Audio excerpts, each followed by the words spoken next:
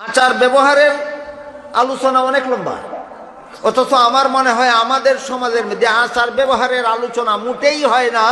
এই জন্য এই সমাজের মুসলমান আচার ব্যবহারের কোনটা অন্যায় আর কোনটা ন্যায় মোটেই বুঝে না, মোটেই বুঝে না কোনটা ন্যায় আর কোনটা।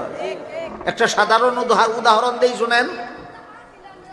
আল্লামা সানাউল্লাহ পানিপতি রহমতুল্লাহি আলাইহি তাফসীরে মাজহারিতে লিখেছেন, সালাম করার পরে যে আমরা মুসাফা করি, সালাম হইল সুন্নতে মুআক্কাদা আর মুসাফা হইল সুন্নতে জায়েদা। সালাম যদি ও কারণে না কইরা অভ্যাস করে গুনাহগার হবে, মুসাফা যদি না কইরা অভ্যাসও করে ও কারণেও তবুও গুনাহগার হবে না। তাহলে কোনটা জরুরি বেশি? মুসাফা জরুরি নয়, করলে সওয়াব আছে, না করলে গুনাহ নাই। কিন্তু সালাম অত্যন্ত জরুরি, সালাম না করার অভ্যাস করলে গুনাহ হবে, এটা সুন্নতে মুআক্কাদা।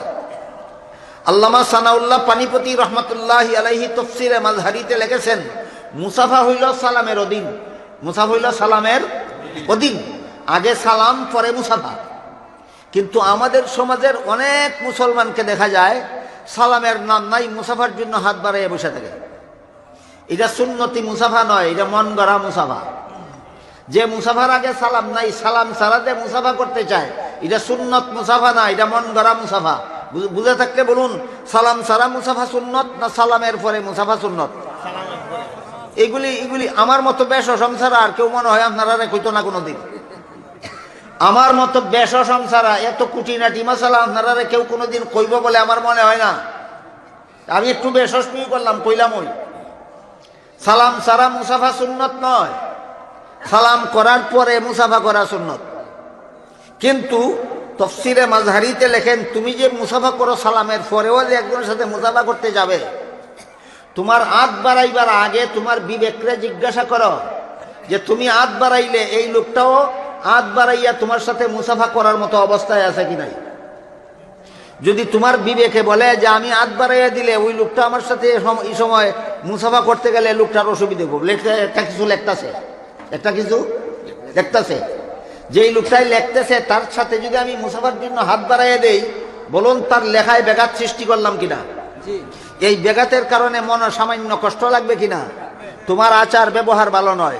তুমি মুসাফার লাগিয়ে হাত বাড়াইয়া মনে করছো তুমি একজন নেক আমলওয়ালা, আর শরীয়তে হয় তুই নেক আমলওয়ালা হইবে দূরের কথা, তোর আচার ব্যবহারই ভালো না। বলেন আমি কেমনে বুঝাই আপনাদেরকে? আমি তো আমার আর কোনো সুজা ভাষা পাই না খুঁজে। তাফসীরে মাজহারিতে লেখেন, তুমি যে একটা লোকের সাথে মুসাফার জন্য হাত বাড়াবে, হাতটা বাড়াইবার আগে তোমার বিবেকরে জিজ্ঞাসা করো যে আমি হাতটা বাড়াইলে এই লোকটাও আমার সাথে মুসাফার জন্য হাত বাড়াইবার মতো অবস্থা আছে কিনা, নাকি তার কোনো কাজে ডিস্টার্ব হবে। যদি ডিস্টার্ব হবে মনে করো, সে লিখতেছে অথবা হাতের দ্বারা কোনো কাজ করতেছে, আর তুমি মুসাফার জন্য হাত বাড়াইয়া দাও, তাহলে তোমার আচার ব্যবহার ভালো নয়, তুমি অন্যায় ব্যবহার করে লোকটাকে কষ্ট দিয়েছ। আমার জীবনের ঘটনা কই, একদিনের বৃষ্টি ভরতাছে, বাঁচতে গেলাম যাইতাম প্রোগ্রামে, বৃষ্টি ভরতাছে যেহেতু এই কারণে ছাত্রী ধরছি এক হাতে আর ব্যাগ লইছি আর এক হাতে।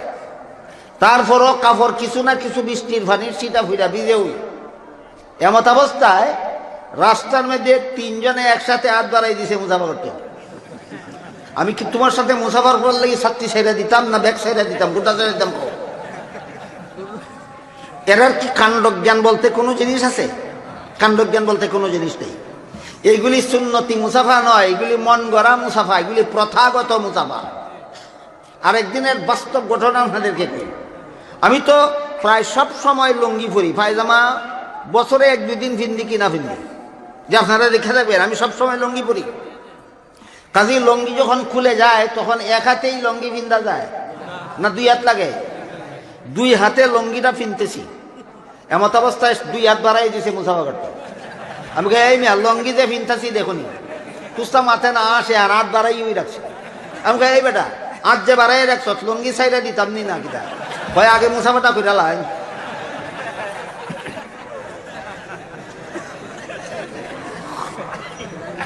হাসলেন তো, হাসলেন তো, কিন্তু আমি লঙ্গি ফিনতেছি, এরপরও যে হয় আগে মুসাফাটা করে লাইতাম লঙ্গি সাইডে যাও, এর আচার ব্যবহার বালানি। হে তো মুসাফার লাগি হাত বাড়াইয়া মনে করছে আমি বড় একজন নেককার, আমি হুজুরের সাথে মুসাফার লাগি হাত বাড়াইয়া রাখছি। তুই নেককার না, তুই তুই তুই আচার ব্যবহার খারাপ। আচার ব্যবহার খারাপ। এতগুলি উদাহরণ দিয়ে আপনাদেরকে বুঝাইতে চাইছি আচার ব্যবহার খারাপ কেমনে হয়। অন্যায় কাজের দ্বারা কষ্ট দেওয়ার নাম আচার ব্যবহার খারাপ। যে কোনো অন্যায় কাজের দ্বারা কাউকে কষ্ট দেয় না, তার আচার ব্যবহার খারাপ নয়, তার আচার ব্যবহার ভালো। এই সমস্ত কাণ্ড জ্ঞানহীনদের জন্য আমার লেখা একটা বই আছে, সালাম কালামের আদব কায়দা। কোনো সময় সুযোগ পাইলে আমার ড্রাইভারের কাছে কান্ধারা সংগ্রহ করতে পারবে। এই সালাম কালামের আদব কায়দার মধ্যে বেয়াদবি কইরা কি পরিমাণ গুনাহ কামাই করে এই সমাজের মানুষ।